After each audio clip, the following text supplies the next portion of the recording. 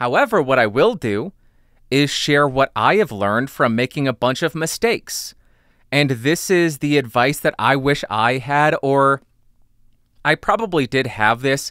I wish this is the advice that I would have followed from the time I started earning money. Number 1, do not spend money that you do not have. I already know I'll get a comment, "Oh, are you saying that if I can't afford my rent, I should live on the street? Are you saying if I don't have cash, I should starve to death?" No, I'm not saying that. I am simply saying if you don't have cash in your account, don't go out and buy a microphone. Don't go out and buy the newest phone. Don't go out and buy the newest watch and go into debt to do it. I think you should only put money on a credit card. You should only charge to a credit card when you have the actual cash in your account to pay it off as soon as it posts. That's my recommendation. That's what I wish I did when I was 18, and it took me a long time to realize that. That money on the credit card, that is not free. Not only do you have to pay it back, you are paying a massive amount of interest. You are losing so much money doing it. I wish I knew that earlier. I did know it. I just didn't want to know it, so I ignored it. So if you use a credit card, make sure you have cash to pay it off as soon as it posts. If you don't have cash to pay off that purchase, stop, don't buy it, save up, wait. You will appreciate it so much more. Number 2, this was an eye-opener for me. Denominate my purchases in hours required to purchase it. For ease of calculations, let's say you earn $10 an hour. If you want to go buy a $400 watch, would you be willing to work 40 hours to get that watch? If you're going to a $1,000 meal, do those even exist? I'm sure they do. Would you be willing to work 100 hours to pay for that meal? By doing this, I think it allows us to remove this denomination of purchases in this arbitrary currency, which really doesn't mean much. $100, what the hell does that mean? We don't know. But 100 hours, we absolutely understand what that means. 100 hours at a job that we may hate, 400 hours at a job we may hate to go on a fancy vacation. Is that worth it? Are you going to be willing to make that trade? When you do that, you reassess every single purchase that you make because now you're thinking, do I want to spend 2 more weeks at that job and retire 2 weeks later so that I can go eat a fancy dinner with my friends? I doubt it. I bet you're going to say, you know what, I'm going to forgo a lot of stuff that I thought was essential or was fun or that whatever, YOLO, and I am just going to save my money because I don't want to work 2 more weeks. I don't want to retire 2 weeks later because I wanted that meal or I wanted that watch. I'll admit, I still need to get better at this because watches are still an addiction for me. Number 3, don't care what other people think of you. It seems as though there is this massive case of keeping up with the Joneses and FOMO going on in current society, especially because of social media. So we may see other people with the latest phone, with the latest tech, and we may think, well, in order to fit in, I need to get the latest tech. I need to get the latest phone. We may think, oh, all of our friends are going out to the bar. All of our friends are going on vacations, and they're posting about it. All of our friends are going out and hanging out.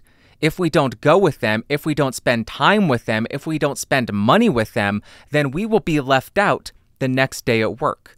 The next time we all hang out, I won't be a part of those stories. And because of that FOMO, because of that idea of keeping up with the Joneses, oftentimes we allow ourselves to make terrible financial decisions. We will go out to the bars when we don't have money to do it. We will go out to restaurants when we don't have money to do it, just so we can go out and spend time with friends who also likely don't have the money to go out and do it. So it is just a group of people that enable each other to make terrible financial decisions. And this idea of, I need to have what everybody else has. I need to have the same phone, the same computer, the same wristwatches, the same cars, the same clothes. No, you don't. you will find that nobody really cares what you're using in terms of tech, in terms of the clothes that you're wearing, in terms of the cars that you're driving. If they do, maybe find new people to hang out with, because that's kind of crappy. So my recommendation would be, don't go out to the bar. Don't go out to the restaurant. Instead, you go home, you cook your meal at home, you eat at home. You may not have the crazy stories of everybody blacking out and fist-fighting bears or whatever, but you will be able to live a much more relaxed life because you won't have to worry about all the legalities and all the legal issues that come along with fist-fighting bears. Let me know what those legal issues are, anybody in Russia, because I hear that's a fun pastime there. I hope that wasn't offensive. You don't have to worry about that, but you also don't have to worry about that credit card payment that comes due, because you're not charging to a credit card to go out and spend on stuff like meals, like drinks, like the latest and greatest tech, the fanciest clothes that you can't afford. You're not doing that. So you remove that unnecessary stressor. Number 4 kind of goes in line with that. Stop eating out. This doesn't just refer to going to fast food restaurants or sit-down restaurants. I am also talking about coffee shops. Yes, that means Starbucks. I walk by a Starbucks every single day. Every single time, there are about 15 cars. Each of those cars are probably spending, $5 to $10 each to get a cup of coffee? I stopped going to Starbucks in 2020. Now I spend about 30 to 50 cents on a cup of coffee.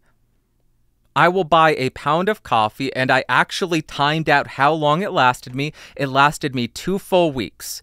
And that pound of coffee cost me $11, I think, after inflation kicked in. It used to be $9.99. Now it's $10.99. So $11 for 2 weeks of coffee. Then when you add in the half and half and the sweetener, it's about 30 to 50 cents for a cup of coffee. That is a heck of a lot better than $5 for a cup of coffee. And I know people get multiple Starbucks a day. 10, 15, 20 bucks at Starbucks a day? That's crazy. You should not be doing that. Speaking to myself in the past, stop it. Make coffee at home. It's delicious. It tastes so much better. And you will have so much more money. Do not trade one addiction for another. Do not go out to fancy restaurants. Do not go to Taco Bell and Burger King and McDonald's and Domino's every single day because you're too lazy to make some food at home. How difficult is it to get some frozen chicken or some fresh chicken and throw it in the oven for 30 minutes and then get some vegetables and steam them or microwave them for 10 minutes? It's really not that hard, and you're not sitting there slaving over the stove all day. It's a very simple thing to do, and it saves you so much money. You'll spend $3 on a meal instead of 15 or 20. Nowadays, everything costs 15 or 20 bucks for a meal, so stop eating out. Number 5 is do not make impulse purchases. And this is something that I struggle with, something that I know a lot of people struggle with. My advice for avoiding this is when you see something that you think that you want, do not click buy now. Do not purchase it at that exact moment. Instead, make a physical note, write it in a note app on your phone, save it in a bookmarks folder, and walk away. And walk away for quite a while. Walk away for 30 days. Then when you come back after a month, reassess. Do I still want this? Did I think about this at all? Did I research it over the last month? Or did I write it down, bookmark it, and make a note, and then completely forget about it? In my experience, I found that the vast majority of stuff that I wrote down is stuff that I did not think about once after I wrote it down. It was just an impulse that I wanted to buy that at that exact moment. Once it passed, I didn't care. I didn't want it. I didn't think about it. I was fine without it. And because I used that approach, I saved that money. That is number 5. Number 6, this is great if you have impulse issues, if you just want to kill time by scrolling and looking for stuff. Delete shopping apps off of your devices so you're not tempted to browse when you are bored. Maybe it's just me, but when I would get bored, I would scroll around on Amazon and Sweetwater and see, hey, what is going on here? Any new stuff that I can check out? Any new items that I can justify for YouTube to cover and talk about? Anything fun that might help me have a slightly better day? You would always find something. There's always something that you can justify in some way, shape, or form. Hey, this movie would be great. Oh, this CD would be great. This microphone would be funny to test out. This new headphones would be wonderful. It would improve my production so much. But I didn't really need any of that stuff. I was only looking to buy it because I was bored. Maybe this is just me. But maybe I'm being too vulnerable here, but that's my advice. If you struggle with that, delete the apps off of your phone, sign out in your browser so you don't have super easy access to it, so you don't have that impulse, you don't have that capability to say, I want to buy something, okay, I'm already in, buy now. You're adding extra hurdles that you have to jump over if you do ultimately want to buy something, and for people like me, that can be very helpful. Number 7, take a month where you don't spend money on anything other than the essentials, meaning rent, utilities, gas, and groceries. This is very hard. I have tried to get a number of people to do this, and nobody is willing to do it, because this means no going out to eat, no getting coffee, no bars, no movies, nothing. You are just watching what you have at home. You are just listening to what you have at home. You are just eating what you buy at the grocery store. You are not going out and having fun. This isn't to punish yourself. This isn't some form of self-flagellation. This is to really hone in and identify where all the automatic crap is coming out of your account. When you don't have this stream of constant purchases posting to your cards, and you just have a few automatic things come out, it becomes really easy to identify all of the subscriptions that you aren't getting value from. Using this method, I was able to cancel pretty much every single one of my subscriptions. Now the only one that I have is Apple Music, YouTube Premium, and Microsoft, I think.